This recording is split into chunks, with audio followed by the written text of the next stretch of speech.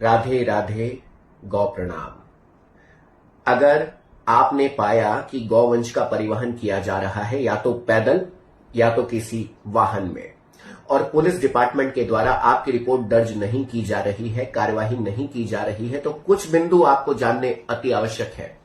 किंतु स्मरण रहे, इस वीडियो का उद्देश्य किसी भी पुलिस अधिकारी, पुलिस प्रशासन के मान सम्मान को हानि पहुंचाना बिल्कुल नहीं है। सभी से निवेदन है कि पुलिस विभाग के साथ ससम्मान बर्ताव किया जाए, उन्हें आदेश नहीं, उनसे निवेदन किया जाए और कानून को हाथ में नहीं साथ में लेना है। कुछ बातें ध्यान रखनी अति आवश्यक। सर्वप्रथम बिंदु नंबर 1, आपके सामने 3 नंबर्स हैं। इन तीनों नंबर्स पर जब भी आपने गौवंश के परिवहन को रोका, आप इन तीनों नंबर पर संपर्क करें। सर्वप्रथम ये 2, 3, रात के 2 बजे हो या सुबह 4 बजे, निसंकोच कॉल करें। हम पुलिस के साथ कंधे से कंधे मिलाकर आपके साथ खड़े होंगे। नंबर 2, किसी भी प्रकार का फर्जी पत्र यहां अमान्य है। चाहे वो सरपंच के द्वारा, गांव वालों के द्वारा, ग्रामीणों के द्वारा, जनप्रतिनिधि के द्वारा अगर लिखकर स्टाम्प लगा के दिया गया है तो वह पेपर फर्जी है। कलेक्टर द्वारा जब तक अनुज्ञा पत्र जारी नहीं किया गया, उनके द्वारा अधिकृत अधिकारी की उसमें पूरे डिमांड ड्राफ्ट प्रोसीजर के साथ अगर पालन नहीं है तो वह अमान्य है। बिंदु क्रमांक 3, अभी वर्तमान में हम सभी का सौभाग्य है कि हमारे प्रदेश के माननीय गृह मंत्री जी श्री विजय शर्मा जी ने एक विशेष टीम का गठन किया है, जिसमें नोडल अधिकारी जो एएसपी रैंक के हैं, उन्हें यह स्पष्ट निर्देश है कि किसी भी प्रकार की गौवंश तस्करी से संबंधित कार्यवाही को बिल्कुल भी ढीला नहीं लिया जाएगा। अर्थात कभी भी आपको कोई समस्या हो तो आप इन नंबर्स पर संपर्क करें। किसी भी समय हम उनसे टच में आएंगे और अगर कोई कम्युनिकेशन गैप हो तो उसे दूर करेंगे। कुछ अनिवार्य धाराएं जो हर गौ तस्करी में ये लगनी ही चाहिए। अगर गाड़ी के बिना है तो अलग, गाड़ी के साथ है तो अलग।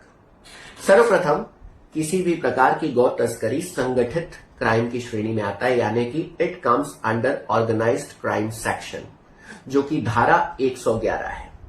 इसमें कोई एक व्यक्ति नहीं करता, एक के साथ दूसरा, दूसरे के साथ तीसरा, तीसरे के साथ चौथा मिले ही होते हैं, और ये ऑर्गेनाइज्ड क्राइम है, यानी धारा 111। दूसरा, गौ माता हमारी मां है, हमारे भारत देश में मां का दर्जा दिया गया है, और क्या यह संभव है कि उनकी हत्या के लिए एक साजिश रची जा रही है जिससे हमारी धार्मिक भावनाओं को ठेस ना पहुंचे। धारा 299। अगर पैदल तस्करी है तो धारा 4, 6, 10, 11 अनिवार्य रूप से लगना ही लगना है। बिल्कुल भी कॉम्प्रोमाइज नहीं करनी है, खासकर धारा 11 के साथ। इसके साथ अगर गाड़ी के साथ पकड़ाए हैं तो धारा 46, 47A, 47C, 48, 49, 50, 54, 1, 2, 3, 55A, ये तमाम धाराएं लगवाना आपका अधिकार है। और इस वीडियो संग एक विशेष प्रस्ताव जो कि आज तक नहीं हुआ। अगर कोयले के साथ गाड़ी पकड़ाती है तो नीलामी हो जाती है, दारू के साथ नीलामी हो जाती है, गांजे के साथ नीलामी हो जाती है, तो क्या हमारी गौ माता के साथ उन गाड़ियों की नीलामी नहीं होनी चाहिए? इस हेतु अभी हम माननीय गृह मंत्री जी से और माननीय मुख्यमंत्री जी तक यह प्रस्ताव पहुंच चुका है। माननीय गौ सेवा आयोग अध्यक्ष महोदय के भी इस पर विचार सकारात्मक है। जल्द ही ये भी हम कर पाएंगे, किंतु आज प्रतीक्षा ना करें कि कोई दल आएगा, कोई बल आएगा। अपनी मां की रक्षा, अपने पिता स्वरूप नंदी बाबा की रक्षा के लिए हमें किसी की प्रतीक्षा नहीं करनी है, किंतु हां, अपनी सीमाओं में रहकर, अपनी मर्यादाओं को पहचान कर हमें लड़ना है, युद्ध लड़ना है और अड़ना है। स्मरण रहे, सुप्रीम कोर्ट की स्पष्ट गाइडलाइंस है कि बिना किसी विशेष आदेश के किसी भी जीव के स्थान को स्थानांतरित नहीं किया जा सकता है, चाहे वो गौ माता हो, चाहे वो कोई जीव हो जैसे कि श्वान।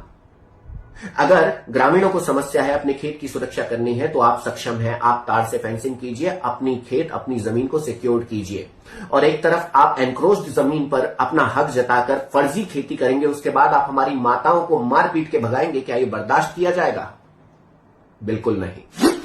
अंतिम निवेदन, आप में से हर कोई रातों रात जाकर 2 बजे जाकर तस्करी नहीं पकड़ सकता, किंतु आप में से हर कोई इस संदेश को साझा अवश्य कर सकता है, और इसके लिए आपको कोई बलशाली संगठन का व्यक्ति होने की आवश्यकता नहीं है। केवल आपके मन में गौ माता के प्रति समर्पण और सच्चाई होनी जरूरी है।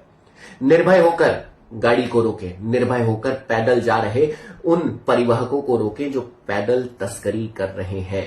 आपको पूरा अधिकार है और वहां रुककर आप हमें कॉल करें। जल्द से जल्द पूरे छत्तीसगढ़ के प्रदेश में किसी भी कोने में आप हैं, जल्द से जल्द हमारे सेवा साथी भी पहुंचेंगे और पुलिस टीम भी पहुंचेगी। जिन धाराओं का उल्लेख अभी इस वीडियो में किया गया है उसका विस्तृत विवरण आएगा इसके बाद के वीडियो में। तो सभी से निवेदन है, साझा करें, अपने शारीरिक जीवन से ऊपर आए, अपनी आत्मा के कर्तव्य को निभाएं।